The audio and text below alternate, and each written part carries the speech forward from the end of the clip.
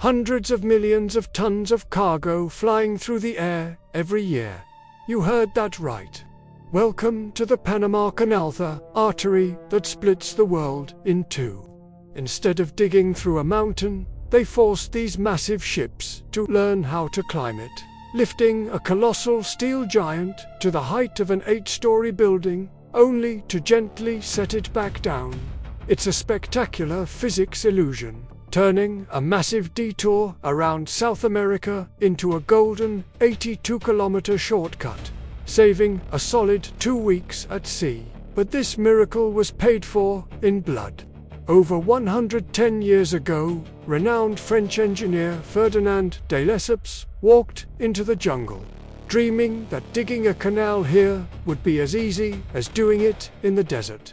He was dead wrong. Right at the narrowest point of the isthmus, a monster lay in wait: the Chagres River. 25,000 lives wiped out, 9 years of throwing money out the window. Malaria and landslides completely crushed the French, leaving behind nothing but a mess and unmarked graves. Losers fight nature, the wise figure out how to use it. When the Americans took over, they instantly threw out the old playbook.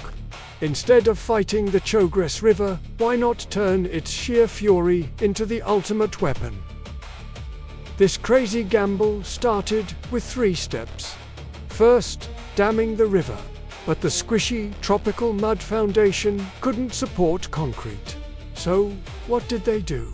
They went old school, fighting mud with earth. Thousands of train cars came rumbling in, dumping rocks to squeeze the water right out of the mud using sheer, massive weight.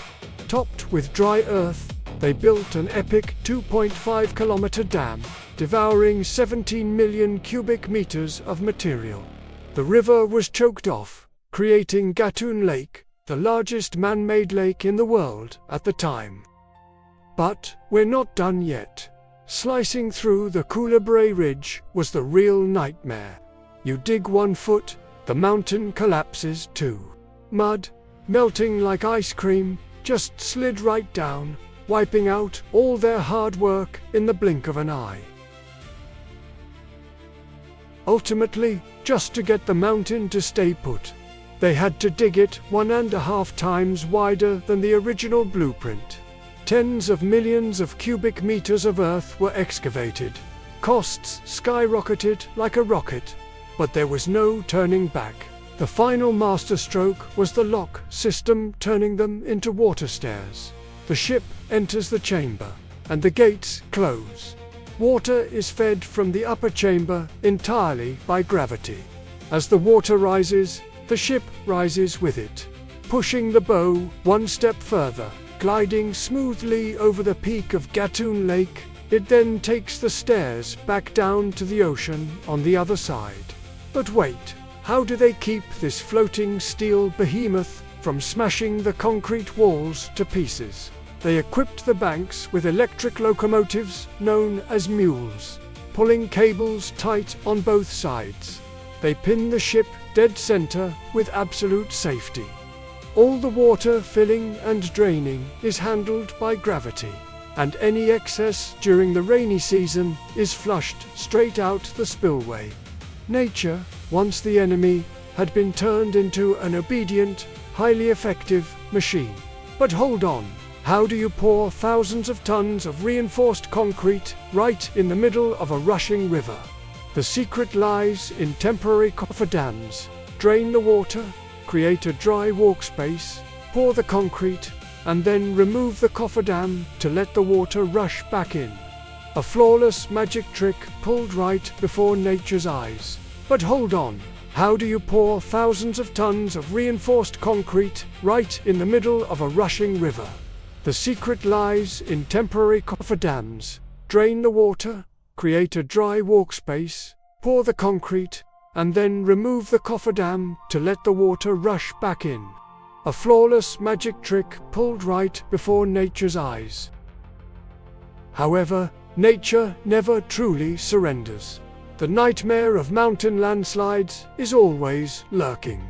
And ironically, Gatun Lake is both the highway and the water tank. During the dry season, when water levels drop, the Canal Authority has to rack their brains, counting every single drop and making ships line up. A century passed, and ships grew far beyond the old Panamax limits. The canal had to evolve. In 2007, construction began on a massive expansion beside the original locks. The new Neo-Panamax locks introduced sliding gates and replaced electric mules with powerful tugboats that guide giant vessels through the canal. The smartest upgrade solved the canal's water problem. Huge water-saving basins store water from each transit, then reuse it for the next ship.